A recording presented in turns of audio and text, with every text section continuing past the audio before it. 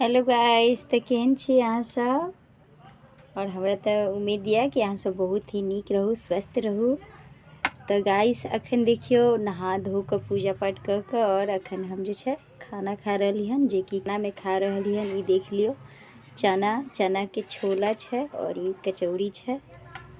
तो ई जे छै मतलब रात के ही छल बचल। तो रात वाला खाना जे कि खाना रात के रहे या दिन के रहे, अनाज जे छै अन्नपूर्णा माता के वरदान छै, जे कि अपना सब खाई छी।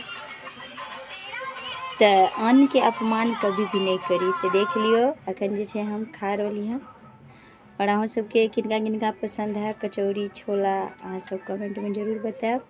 न्यू चैनल हमर दरभंगिया भौजी ब्लॉग छै, एकरा सपोर्ट करू, अहाँ सब सब्सक्राइब करू और ढेर सारा प्यार दुलार आशीर्वाद जही तरह दै छी दैत रहू। और जल्दी जल्दी जे छै अहाँ सब वॉच टाइम पूरा दिया 4000 घंटा और 1000 सब्सक्राइबर, बस अहाँ सब जल्दी से सपोर्ट करू।